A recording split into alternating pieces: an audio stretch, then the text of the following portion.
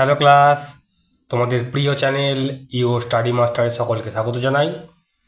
আজ অঙ্গনওয়াড়ি পরীক্ষার জন্য কর্মী ও সহায়িকা দুজনদেরই জন্য বলবো খুবই গুরুত্বপূর্ণ রচনা। কী রচনা এনেছি? স্বাস্থ্য রক্ষায় মা ও শিশু।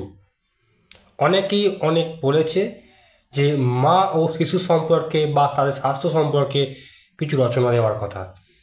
তো আজ সেই রচনা এনেছি। এরই একটা সমতুল্য রচনা মাদার কার্ড, যেটা আগে দেওয়া আছে। ওটা তো গুরুত্বপূর্ণ বটেই, তার সঙ্গে এটাও একটু করে রাখবে। ওই ধরনের রচনা, একটু আলাদা বিষয়টা। যদি ঘুরিয়ে আসে, যদি কেউ লিখতে না পারে, যদি মাদার কার্ড আসে, কেউ হয়তো মাদার কার্ড পড়েনি, স্বাস্থ্য রক্ষায় মা ও শিশু পড়ছে, লেখো। কারণ আমি বলবো ভূমিকা আর উপসংহারটা একটু ভালো করে লেখার চেষ্টা করবে, যেমন লেখা আছে। ভিতরের পয়েন্টগুলো 19-20 হতেই পারে। আর রচনাটি একটু হয়তো বড় হয়েছে, কারণ মাকে নিয়ে ও শিশুকে নিয়ে আলাদা আলাদাভাবে লেখা হয়েছে। তো পরীক্ষার সময় একটু 19-20 হয়ে হয়তো কম বেশি হয়ে যেতে পারে, সেই আশা করে লেখা হয়েছে। কারণ পরীক্ষা তোমাদের 150 শব্দের মধ্যে লিখতে বলবে, কম হবে, তাই ক্লিয়ার করে দিলাম। তবে প্রথমেই বলে দিই, তোমরা কিন্তু চ্যানেলটি সাবস্ক্রাইব করে নেবে, কারণ নতুন নতুন তথ্য তোমরা কিন্তু এখান থেকে পাবে, আইসিডিএস সম্পর্কিত যাবতীয়। আর আমাকে তো কমেন্টে জানাবেই কেমন, তোমাদের কী কী প্রয়োজন, নিশ্চয়ই তোমাদের সাহায্য করতে চেষ্টা করব। তো শুরু করো। প্রথমে হচ্ছে ভূমিকা। নিরাপদ মাতৃস্বাস্থ্য, মাতৃমৃত্যু হার হ্রাস ও নবজাতকের স্বাস্থ্যসেবা নিশ্চিত করার উদ্দেশ্যে সরকার 1997 সাল থেকে প্রতি বছর জাতীয়ভাবে নিরাপদ মাতৃত্ব দিবস পালন করে আসছে। এবছর দিবসটির প্রতিপাদ্য হাসপাতালে সন্তান প্রসব করান, মা ও নবজাতকের জীবন বাঁচান। কেননা নিরাপদ সন্তান প্রসবের অন্যতম শর্তই হচ্ছে প্রাতিষ্ঠানিক সন্তান প্রসব।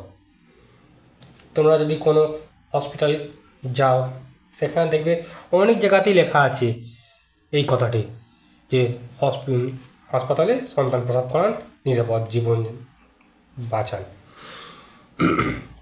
তো সেইটা এখানেও প্রযোজ্য। এবার দেখো বঞ্চনা। আমাদের দেশের সামাজিক সাংস্কৃতিক পটভূমিতে নারীর স্বাস্থ্যের প্রতি অবহেলা, পারিবারিক অসচেতনতা, আর্থিক সংকট এবং সেবা কেন্দ্রের অব্যবস্থাপনা ও বহুবিধ ভোগান্তির কারণে পরিবারের সদস্যরাই অন্তঃসত্ত্বাকে হাসপাতালে নিয়ে যেতে চান না। ফলে নারী তার মৌলিক অধিকার থেকে বঞ্চিত। অথচ নাগরিক অধিকার অনুযায়ী নারী তার গর্ভধারণের পর থেকে সন্তান ভূমিষ্ঠ হওয়ার পর পর্যন্ত স্বাস্থ্য সেবা পাওয়ার অধিকার রাখেন। গর্ভধারণের এই যত্নের লক্ষ্য হল মা ও শিশুর সুস্বাস্থ্য নিশ্চিত করা। পরের পয়েন্ট দেখো, স্বাস্থ্যের প্রতি যত্ন। আমাদের অভিজ্ঞতা এবং বিশেষজ্ঞ মত, বেশিরভাগ মাতৃমৃত্যু ঘটে গর্ভকালীন, প্রসবকালীন এবং প্রসব পরবর্তী রক্তক্ষরণজনিত কারণে, যা নিয়মিত চেক আপ, পরামর্শদানের পাশাপাশি যত্নের মাধ্যমে আমরা প্রতিরোধ করতে পারি। গর্ভকালীন আরও কিছু উপসর্গ দেখা দেয়, যেমন উচ্চ রক্তচাপ, ডায়াবেটিস, রক্তাল্পতা ইত্যাদি, যা পরবর্তী সময়ে স্বাস্থ্য ঝুঁকি সৃষ্টি করে এবং মায়ের জীবনের জন্য হুমকি হয়ে দাঁড়ায়। অথচ অন্তঃসত্ত্বার প্রয়োজনীয় যত্ন ও সেবা নিশ্চিত করা গেলে এসব ঝুঁকি সহজেই এড়ানো সম্ভব। পরের পয়েন্ট দেখো, মাতৃস্বাস্থ্য সেবার ব্যবস্থা। নারী যেন জন্মের পর থেকে প্রতিটি পর্যায়ে প্রয়োজনীয় যত্ন ও সেবা পান, সে সামাজিক সচেতনতা জরুরি। বাল্য বিয়ে রোধ, পরিবার পরিকল্পনার সেবা গ্রহণ, নিরাপদ মাসিক নিয়মিতকরণ সেবা নিশ্চিতকরণের মাধ্যমে আমরা মাতৃমৃত্যু উল্লেখযোগ্য হারে কমিয়ে আনতে সক্ষম হব। এর জন্য প্রাতিষ্ঠানিক সন্তান প্রসবের বিকল্প নেই। তাই এ লক্ষ্য অর্জনের অগ্রাধিকার ভিত্তিতে সরকারের সংশ্লিষ্ট মন্ত্রণালয়, অধিদপ্তর ও বিভাগের কিছু পদক্ষেপ গ্রহণ জরুরি। দক্ষ সেবাদানকারী তৈরি, সেবাকেন্দ্রগুলোকে যথোপযুক্ত করে তোলা, বিশেষ করে গ্রামাঞ্চল, দুর্গম ও প্রত্যন্ত এলাকার গর্ভকালীন সেবা নিশ্চিত করার লক্ষ্যে পৃথক পরিকল্পনা করা দরকার। তো যে পয়েন্টগুলো লেখা হলো এতক্ষণই, এগুলো মা সম্পর্কে লেখা হলো। যদি আলাদা করে বলে মাতৃস্বাস্থ্য রক্ষায় তোমার মতামত, সে এতটুকুই লিখবে। আবার আলাদা করে আসতে পারে স্বাস্থ্য রক্ষায় শিশুর অধিকার, বা তোমার মতামত কি স্বাস্থ্য রক্ষা সম্পর্কে। এবার শিশুটার আসছি, আলাদা আলাদা করে লেখা হয়েছে, দুটো এক দেয়া হয়েছে। যেমনই আসুক না কেন তোমরা পরীক্ষায় পারবে, সেই হিসেবে একটু রচনাটা কিন্তু বড় হয়ে গেছে, দুটো একসঙ্গে হয়েছে বলে। দেখো, শিশুদের সুস্থতা ও শারীরিক বৃদ্ধি। প্রত্যেকটি সদ্যজাত শিশু থেকে 6 বছর বয়স পর্যন্ত শিশুদের নিয়মিতভাবে পর্যবেক্ষণ করতে হবে। প্রতিটি শিশুর সঠিকভাবে শারীরিক ও মানসিক উন্নতি হচ্ছে কি না সে বিষয়ে বোঝবার জন্য কর্মীদের যে সমস্ত দায়িত্বগুলি পালন করতে হয় সেগুলো কি, দেখো 1-2 করে লেখা আছে। প্রতিটি শিশুর প্রতি মাসে ওজন বাড়ছে কিনা তা নিয়ম করে দেখতে হবে। 2, শিশুর বাহ্যিক চেহারা কর্মহীন বা দুর্বল হচ্ছে কিনা তার দিকে বিশেষ নজর দিতে হবে। 3, প্রতিদিন সঠিক সময়ে পায়খানা প্রস্রাব হচ্ছে কিনা তা দেখতে হবে। 4, শিশুর দিন ও রাতের ঘুম সঠিক সময় এবং ঘুম কম বা বেশি হচ্ছে কিনা তার দিকে নজর দিতে হবে। 5, পারিপার্শ্বিক যে সমস্ত উন্নত গুণগুলি আছে তা ওই শিশুর মধ্যে প্রভাব ফেলছে কিনা তা দেখতে হবে। 6, প্রতিটি শিশুর মনের মধ্যে আনন্দ বা খুশির ভাব আছে কিনা এবং শিশুটি তার বন্ধুদের সঙ্গে ঠিকমতো আচরণ করছে কিনা তা লক্ষ্য রাখতে হবে, এবং খেলাধুলার সময় সে মা দিয়ে খেলছে কিনা তা মাঝে মাঝে মন দিয়ে হবে, ভুল হয়ে গেছে, মন দিয়ে খেলছে কিনা লক্ষ্য রাখতে হবে। পরের পয়েন্ট দেখো, শিশুদের প্রয়োজনীয় পুষ্টি। কী কী পুষ্টির দরকার দেখো। প্রতিটি শিশুর ক্ষেত্রে প্রয়োজনীয় সুষম খাদ্য ও পানীয় গ্রহণ করার প্রয়োজন, কারণ শিশু অবস্থা তার দেহের পুষ্টি যথাযথ হওয়া বাঞ্ছনীয়। প্রতিটি শিশুর মায়েদের নিয়মিতভাবে নজর রাখতে হবে শিশুটি সঠিক পরিমাণে খাদ্য পাচ্ছে কিনা, এবং শিশুর শরীর ও মনের বৃদ্ধির জন্য নৈমিত্তিক খাদ্য তালিকায় প্রোটিন, ভিটামিন ও আয়রন ইত্যাদি থাকা প্রয়োজন, যেগুলি থেকে ওই শিশু তার শক্তি আরোহণ করবে। তবে শিশুদের ক্ষেত্রে যথাযথ পুষ্টির জন্য দুধ একটি আদর্শ খাদ্য হিসেবে পরিগণিত। এবার বলা যাক শিশুদের প্রোটিন ও ক্যালোরি অভাবজনিত অপুষ্টি। বয়স অনুপাতে শিশুদের দেহে সঠিক পরিমাণে প্রোটিন ও ক্যালোরির অভাব দেখা দিলে বিভিন্ন প্রকার উপসর্গ দেখা দেয়। এদের মধ্যে একটি উপসর্গ হলো উচ্চতা, ওজন না বাড়া।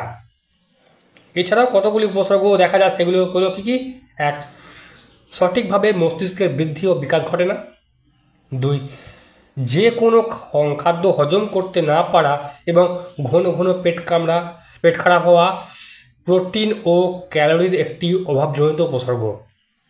3, প্রোটিনের অভাবে শিশুর গায়ে ঘাম ও চর্মরোগ দেখা দেয়।